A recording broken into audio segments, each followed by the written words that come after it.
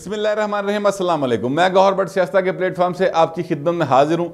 सबसे पहले दरख्वास्त यह है कि चैनल को सब्सक्राइब कर लें और बेल आइकन का बटन ज़रूर दबा दें ताकि आप तक मेरा वीलॉग बर वक्त पहुँच सके। खबर यह है कि शहबाज शरीफ को बरतानिया ने भी क्लीन चिट दे दी है। वहाँ की जो क्राइम एजेंसी थी उनने भी क्या पाया है, बंदा बिल्कुल क्रिस्टल क्लियर है, कोई इल्ज़ाम नहीं। ये सारे मामले के ऊपर मैं बात करूँगा, लेकिन उससे पहले मैं आपको बताऊँ कि जब इंसान इक़्तिदार में होता है तो वो बड़ी बड़ी बातें करता है, बड़ी बड़े दावे करता है, बड़ी बड़ी देखता नहीं किसी नू, समझते कुछ नहीं किसी नू। सच्ची बात है, इंसान के इर्द गिर्द खुशामदी इस तरह के होते हैं कि वो ये समझता है कि जनाब वो ही है तो दुनिया चलती पई है, जो वो ना होया तो कुछ नहीं रहना। ये उसकी सोच होती है। इसी किस्म की सोच के तहत जो हुक्मरान हुक्मरानी करते हैं उनको ना सिर्फ ये कि हुक्मरानी ख़त्म होने के बाद बल्कि उनके हुक्मरान होते हुए भी काफ़ी ज़्यादा ज़िल्लत का सामना करना पड़ता है अवाम की सतह के ऊपर भी। लेकिन ये इमरान खान की हुकूमत एक ऐसी हुकूमत है जिसको अदारों की तरफ से भी ज़िल्लत का सामना करना पड़ा है। आज ही एक ताज़ा वाक़या हुआ और वो वाक़या ये है, एक सेठ वकार, अल्लाह ताला उनको गरीक़े रहमत करे, हुआ करते थे, जज थे पेशावर हाई कोर्ट के। उन्होंने एक स्पेशल बेंच कॉन्स्टिट्यूट हुआ था उनकी सरबराही में और वो सुप्रीम कोर्ट ऑफ पाकिस्तान ने किया था। ये जो 3 नवंबर वाला जनरल मुशर्रफ का था ना गद्दारी केस, या आइन से गद्दारी केस कह लें, उसमें उन्होंने मुशर्रफ को सज़ा दी थी और कहा था कि डी चौक में इसको लटकाया जाए, फांसी की सज़ा दी थी, यानी मौत की सज़ा उन्होंने दी थी। बहरहाल वो एक सज़ा का जो तरीक़ेकार था उस पर बहुत सारे लोगों को एतराज़ हुआ था। फिर उसके खिलाफ जनाब बड़े बड़े बयानात दिते गए और बड़ी जनाब फटे मारे गए, टीवियों के उत्ते रुला पाया गया। फवाद चौधरी साहब और जो फरदौस आशिक अवान साहबा हैं, उन दोनों ने बतौर मिनिस्टर जो बयानात दिए थे, ज़ाहिर है वो पल्यों तो नहीं सी दे रहे ना, उत्ते भाएं किसी दे कहण से दे रहे सन, किसी दे किदे कहण से दे रहे सन, इमरान खान दे कहण से दे रहे सन, क्योंकि उनके वो मिनिस्टर थे, उनकी कैबिनेट का हिस्सा थे। तो वो उन बयानात पर तौहीन अदालत के नोटिस जारी हुए थे। आज ये दोनों असहाब जो हैं, यानी खातून और साहब, दोनों वहाँ पर पेश हुए और वहाँ पर जाकर पेशावर हाई कोर्ट में कहा कि हजूर माफ़ी दे दो। उन्होंने कहा नहीं पाएँ, अंज माफ़ी नहीं होएगी, आप जाएं सीधा सेठ वकार की कब्र पर, जहाँ पर आपने जिसकी आपने तौहीन की थी ना, उसकी कब्र पर जाएं, उसकी कब्र से माफ़ी मांगे। अब ये देखें, ये एक अदालत की एक ऐसी हदायत है, हुक्म है, यानी कि जो मेरा ख्याल है कि आज से पहले पाकिस्तान की या शायद दुनिया की रिटर्न तारीख में तो कभी ऐसा नहीं हुआ। मेरा ज़ाती ख्याल है कि इंसान जब दुनिया से चला जाता है तो उसके जो दुश्मन होते हैं या जिन्होंने उनके साथ ज़्यादती की होती है, जब कभी उनका ज़मीर जागे तो वो चुप चुपीते जाके उनकी कब्र से रो के माफ़ी मांग लेंदे ने। लेकिन अदालत की तरफ से इस तरह का हुक्म शायद मेरा ख्याल है पहला हुक्म है। मुझे कम अज़ कम मेरी यादाश्त में या मेरे जो 25-30 साल का ये कैरियर है जर्नलिज्म का, इसमें मुझे नहीं याद पड़ता कभी ऐसा कोई हुक्म आया हो। यूनिक हुक्म आया है, इसको कहते हैं अखीर बिस्ती। अखीर बिस्ती बाकायदा तौर पर ये जनाब अब वहाँ पर जाएंगे, वहाँ पे जाके माफ़ी मांगेंगे। मेरा ख्याल है कि अदालत ने ना कोई क्राइटेरिया भी सेट किया होगा कि किस तरह वहाँ पर जाएंगे और कैसे माफ़ी मांगेंगे, और कोई विटनेस होगा। मेरा ख्याल है उन्हें वीडियो भी बनानी चाहिए कि सेठ वकार की कब्र से खलो के माफ़ी मांग रहे हैं, और फिर वीडियो वायरल होनी चाहिए, इसलिए ताकि ये सनद रहे और बवक्त ज़रूरत दूसरों को भी इससे नसीहत हासिल हो। मेरा ये ख्याल है। अब अदालत ज़ाहिर जो हुक्म देगी या जो हदायत अदालत ने की है उसके बाद होगा। उन्होंने कहा फिर ला के हमें आप दें कि हमने वहाँ पर रिटर्न दें कि जनाब असी माफ़ी मांग ली है, जवाब जमा कराएँ, उसके बाद फिर हम देखेंगे, अपना फैसला जारी करेंगे। तो ये वो मामला है सर कि अल्लाह ताला जो है ना वो इक़्तिदार में होते हुए भी इनको वो दिन दिखा रहा है जो दिन नवाज शरीफ को इक़्तिदार से महरूमी के बाद भी देखने नहीं पड़े, जो जरदारी साहब को इक़्तिदार से महरूमी के बाद भी देखने नहीं पड़े, जिनको ये चोर डाकू कहते थकते नहीं ना, और जिनके ऊपर बड़ी बातें करते हैं, वो अब बरी हो रहे ना पाए सारे पास। ठीक है, वो सब तरफ से उनके लिए सब अच्छे दिए वाह। सिर्फ लाहौर या इस्लामाबाद नहीं, लंदन भी टुर पई है पाए न, है जी। वो भी एक ज़बरदस्त कहानी है, वो मैं आपको बताता हूँ। और ये हालत है इनकी कि ये इक़्तिदार में है और वहाँ पर उनकी ये एक तरीही अदालती सतह के ऊपर तरीही बिस्ती जो है ना, मेरा ये ख्याल है वो हो ही पाए ना, इसलिए मैंने सोचा कि ये आप तक मैं ज़रूर पहुँचा दूँ। अब मैं आता हूँ शेख रशीद की तरफ। शेख रशीद साहब जो है ना वो भी एक ज़बरदस्त करैक्टर हैं। उन्होंने एक ही बात में 2 बातें कर दी हैं। अब कुछ ना समझिए, खुदा करे कोई वाला सीन है, और जिस हद तक मैं समझा वो मैं आपको बताने की कोशिश करता हूँ। उन्होंने कहा जी इस्टेब्लिशमेंट गैर जानबदार है पाइन। ठीक है, और मुंतखब हुकूमत के साथ है। यानी अगर फ़र्ज़ करते हैं कि इस्टेबलिशमेंट गैर जानबदार है तो फिर हुकूमत दे नाल किवें, फिर तो उसे हुकूमत के साथ नहीं होना चाहिए। देखिए दो चीज़ें होती हैं, एक होता है हुकूमत के ताबे होना, आइन के तहत पूरी की पूरी एग्जेक्टिव मशीनरी जो है उसका चीफ एग्जेक्टिव जो है वो वज़ीर आज़म पाकिस्तान होता है, ठीक है। इस्टेबलिशमेंट उसके ताबे हो सकती है, साथ नहीं हो सकती। सर देखिए ये बड़ी बारीक सा फ़र्क है, लेकिन बहुत बड़ा फ़र्क है। अल्फाज का चुनाव जो है ना वो इंसान को वो क्या कहता है, मुजरम से महरम और महरम से मुजरम वाला सीन बना देता है। तो कहने का मतलब ये है कि ये शेख साहब ने एक ही फ़िक्रे में दो बातें की, दोनों आपस में मुतज़ाद थी, लेकिन मेरा ये ख्याल है मार्जिन देना चाहिए ना शक का।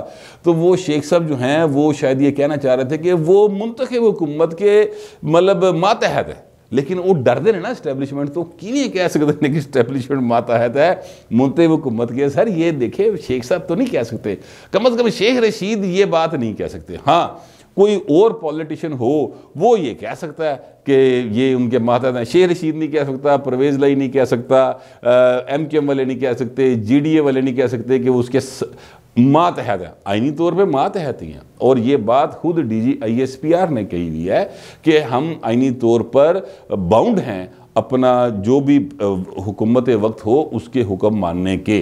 तो सीधी सी बात है और ये बिल्कुल ठीक बात है, इसमें कोई गलत बात नहीं है बिल्कुल, बल्कि असूली आइनी और बड़ी कानूनी बात उन्होंने की हुई है। लेकिन ए भाई साहब वो नहीं निकल रहा, ये होती है खुशामद की अखीर। यानी जब आप कोई बंदा आप मान रहा है पर आप इतने खुशामद की आपको आदत पड़ गई उस अदारे की कि आप जो है ना वो कहने की आप में ताब नहीं आ रही, आज ताकत नहीं महसूस कर रहे और कह रहे कि वो उनके साथ है। और भाई ने साथ वाली कहानी हूँ ख़त्म, फिर वो दिन लद गए भाई जान, उन चीज़ें डिफरेंट हो चुकी हैं हजूर। लेकिन आपको चूँकि अभी जो है ना टास्क यही है आपके लिए कि आपने यही कहना है, इसलिए आप कहते रहे, आपकी मर्जी है सर, मर्जी के मालिक तो हर आदमी हो सकता है ना। वो वक्री गल है कि फिर वो मर्जी करन तो बाद इंसान ते की भुगतनी पैंदी है, वो फिर अगली गल है। लेकिन फिलहाल जो है ना वो ये सीन है। और साथ ही साथ शेख रशीद साहब ने कहा जी शहबाज शरीफ तो नवाज शरीफ से ज़्यादा करप्ट है। ओए होए, उन्होंने कहा जनाब वो देते केस बिल्कुल सीधे ने, अब अदालतें फैसला नहीं करती जी, लंबी लंबी तरीके दे देते हैं जनाब। आज इमरान खान साहब भी कह रहे थे, वो हैंडसम साहब भी संजय दत्त बन के काली एनक ला के फटाफट कही जा रहे थे कि अदालतें जो हैं वो लंबी लंबी तरीके दे देती हैं, तो जज जो है वो अब कभी तो सुनेगा ना फिर। और साथ ही शेख रशीद ने कहा कि हम पैसे वापस नहीं ला सके, यानी अपनी नाकामी भी मानते जा रहे हैं, साथ ही साथ कहते जा रहे हैं इमरान खान जो है वो बड़ा ईमानदार है, साथ ही साथ कहते जा रहे हैं कि इमरान खान जो है इनको NRO नहीं देगा। तो पाए ने फिर केड़ा तुसी मतलब है कि अजीबो गरीब एक सीन में ये फंसे हुए हैं, अपनी ही बातों के गिर्द खुद ही घूमड़ के ढीले जा रहे हैं और इसी जाल में इन्होंने खुद ही फंस जाना है। फंसे हुए हैं वैसे अवामी सतह के ऊपर। आप शहबाज गिल साहब की वो फुटेज देख लें, बल्कि मैं आपको दिखाता हूँ वो फुटेज, आप ज़रा एक नज़र देखें उस फुटेज को।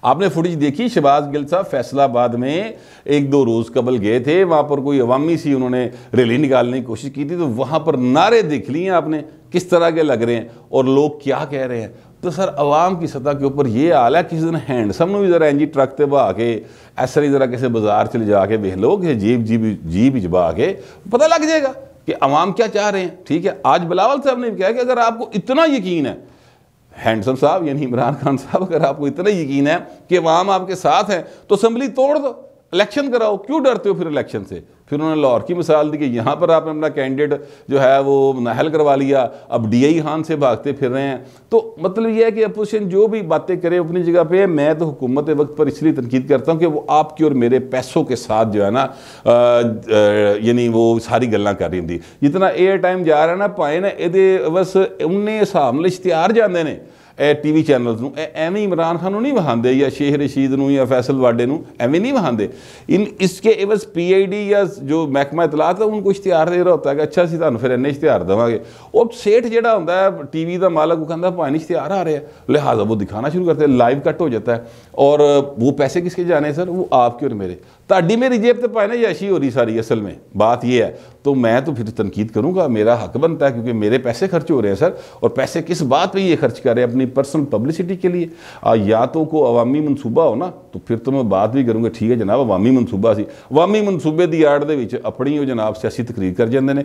यही इतराज़ किया करती थी PTI, आपको अगर याद हो नवाज शरीफ के ऊपर, कि ये अवामी मनसूबे के ऊपर जाते हैं और पर्सनल बातें करते हैं या पॉलिटिकल स्पीचेस करते हैं। आपको याद होगा इन्होंने सुप्रीम कोर्ट में पिटिशन दायर कर दी थी बाकायदा वो साकब निसार की अदालत में, कि जनाब आप जो है ना ये जो फ़र्ज़ करें लाहौर का कोई मनसूबा है, यानी ये मास ट्रांजिट बस जो है इसका मनसूबा या ट्रेन का मनसूबा, उसके ऊपर शहबाज शरीफ की तस्वीर नहीं आएगी जनाब, एक वज़ाती जबा बढ़ा रहे हैं। मुझे अच्छी तरह याद है महमूद रशीद साहब ने इसके ऊपर प्रेस कॉन्फ्रेंसिस की हुई हैं और इन सब ने प्रेस कॉन्फ्रेंसिस की हुई हैं। तो पाए ने हूँ जो सेहत कार्ड है ये इमरान खान की जेब चो जा रहा है, उत्ते कल ही जनाब तुसीं PT का झंडा बनाया। सवाल है, ठीक है, तो सवाल तो उठेंगे सर, ऐसा तो नहीं हो सकता। बाहर शेख रशीद साहब फरमा रहे थे कि शहबाज शरीफ बहुत करप्ट है और नवाज शरीफ से ज़्यादा करप्ट है। अच्छा नवाज शरीफ करप्ट है? नवाज शरीफ नहीं करप्ट है। पटिशन्स पड़ी हुई हैं, वो रिटें लगी हुई हैं, वो जब फैसला होगा वो पता चल जाएगा। ज़ाहिर है कि जब तक कोई